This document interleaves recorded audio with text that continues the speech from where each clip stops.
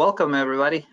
This is Juan Nunez, and I'm joined today by Pravi Besa and Bill Shea. As we've been recording a number of videos, and the way we are doing this is basically we let you into our conversations, the typical things we talk about, and we share ideas. And one of the topics we have been working on lately is a phenomenon that is coming at all of us, given the impacts of COVID-19 and the pandemic and the changes in the way we as customers interact with companies, the way that businesses interact with other businesses. One of the challenges we have been talking about is how things have changed from the way we just lived and interacted and communicated before the pandemic and after the pandemic. And the fact that all of these changes happen very quickly. One of the things that kind of stays with me is one of our customers said, we went from being 5% remote workers on one week and 97% by the next week. That's just one very small example on everything that has been going on. So all of these changes have been reflected in the data.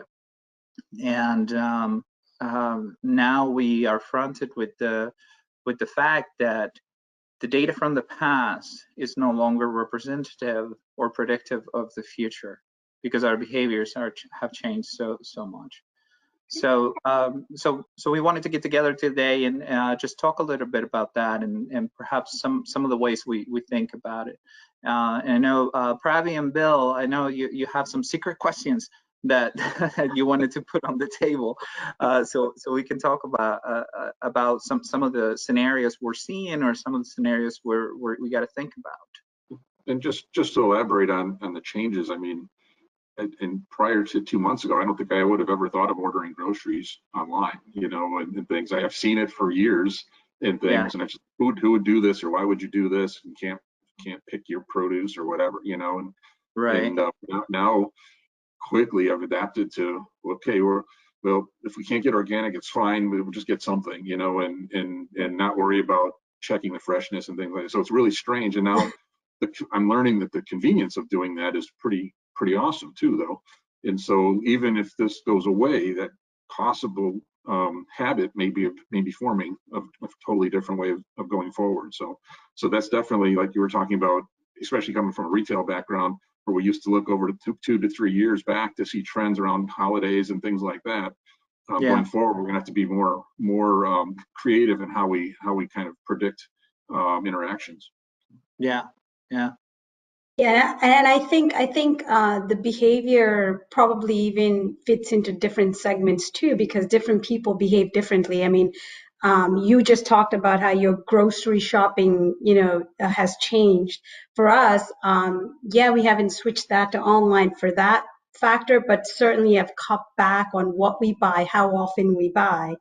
But then our online buying behavior for certain, it still continues, but it has changed on the other side, where we're only buying essentials, right? We don't really need to go buy things that, well, hey, that's nice to have, you know, well, maybe that's not important right now, right? So I just feel like the consumer behavior in the retail industry kind of probably starts to set people into different categories, you know, that behave a certain way, right? And maybe now is more important for us to figure out those faster, so we can tailor the retail industry even, you know, to adapt to that segment. You know, I think a critical piece of that is, for years, we have been in retail creating segmentation schemes and working with segmentation schemes. So for years, retail companies have learned how to group their customers in certain ways to understand their behaviors. But what you guys are talking about is whatever those segments were, they're being challenged now.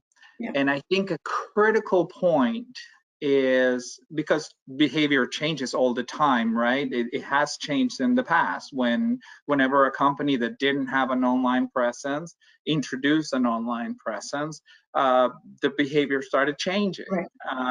Now, the difference and the critical difference is that there's something in analytics that we pay attention to quite a bit, which is the interaction between variables. And what happens in a change like this one, which we have never seen a change like this before. Some may argue, well, there was a crisis in 2008, which was pretty critical. The difference between the 2008 crisis, many differences, but one of the differences in data is that there was interaction within variables that occurred, even though some people didn't see them, some really smart people saw them. But so there were interactions between the variables. Here, there was no interaction. To your point, Bill, you wouldn't have considered it until that was your option. You wanna eat some lettuce, you better buy whatever lettuce is available and get it, and you don't get to pick it, right? You get to get it delivered. So the fact that things changed that drastically, there was no interaction between variables. So that causes our data to be like we're looking at one segment, and then the new segment is completely different. So that's a great point, Previ, that we need to come up with ways and figure out ways to very quickly understand these new segments that are emerging. So Juan, just also want to change gears a little bit and talk about competitive advantage. You know, I know you've worked many years in the past on instant offers and mobile coupons, and sometimes using Bluetooth beacons and things. How do you feel that customers or companies might make their customers feel safer by using the technology to kind of talk about or show how safe they are or social distance they're helping customers be in their brick and mortar stores, leveraging technology like Bluetooth beacons to kind of create a new data set of safety type things to kind of show how they're possibly better than some of their other competitors? Okay, so this is a really good question, and you know, I think one of the challenges, it's a really good question, and I don't know that I have all of the answers, because I don't think anyone does right now. So let me tell you how I'm starting to, how I might think about it. We can go into it. Just a conversation. Yeah. So look, I think the biggest piece is first on the data. There are many things. Let's say stores open. There are many things we don't know. Businesses do not know right now. So the first thing I would think about is, how are we preparing ourselves to be able to understand these new segments that are emerging, these new behaviors, and very quickly learn about them and continue to evolve them? How do we go from a predictive mindset to an adaptive mindset? We have to set up ways in which we can do that move from a predictive mindset to an adaptive mindset. So that's the first thing, because I may have a bunch of great ideas, but the proof is in the pudding, and the pudding is going to be the new data that is generated, whether it is by devices or by anything we deploy in the stores. Talking to some of my friends around some of the analytics that they're doing, they're trying to figure out, okay, when we open the stores, who are the folks that are going to continue going to the store, that are going to find ways to shop in our stores? Who are the folks that have a higher propensity to migrate online? And it's not predictive effort. It is more of understanding the shifts and trying to come up with probabilities that then inform their programs. But specifically to your question, all right, so we have a foundation that cannot take too long to implement, honestly, and really needs to challenge the way we've been doing things forever. But we have a foundation that allows us to go from predictive to adaptive. With that foundation set, now we have to start thinking about all of these solutions that we've used in the past to understand, for example, dwelling times, right? We've had in the stores technologies that allow us to understand individuals' dwelling time. So you have a Bluetooth device that is placed in front of a display, and in the past, we used that Bluetooth device to understand dwelling times in front of the display, interactions with the display, to perhaps, and then correlate that with sales to understand how effective a display may have been. So thinking about that same approach, what some of the things that we can and are doing is deploying some of those very inexpensive devices throughout the store to ultimately draw a map to understand where people are dwelling within the store. So very, a simple approach to understanding that is put the devices out throughout specific points in the store, and then understand where people are dwelling. Understand, if you think about a heat map, where people are spending their time, you can actually start to think about the design of your store. We have stores that are thinking about the one lane thing, and I've seen some interesting comments from some shoppers or will be shoppers out there, like, I need to have a passing lane because whole situation. But I think, look, I think you need to create this new data, this type of new data, to then be able to understand how does the design of my store minimizes the risk to my associates, minimizes the risk to my customers, and then probably one of the biggest things is communicate it. Let people know that you're doing that. Let people know that you are using data to inform the way that, maybe you're just moving things around. You need to move something, a display, a few feet back because there's some bottleneck that you didn't see before until you had a heat map of how people are interacting. So look, there's more to it, but those are some of the things that come to mind. Does that make sense? Yeah. Yeah, and what I was thinking was that you have these mobile apps now, right, for the stores, and kind of combining that with your past buying experience of even in terms of the adaptive models, right, in changing the alerting mechanism to the consumers based on what I just recently bought. Combine that with what Bill's just saying, hey, this is a little less this area is a little less crowded now. Now might be your opportunity just to go pick up, those items, right, in those areas per the heat map of where your population is in the store. I think that's definitely going to be a bit more attractive to the consumers, make them feel a little bit more safe in the stores, and maybe, have them continue to come back, right?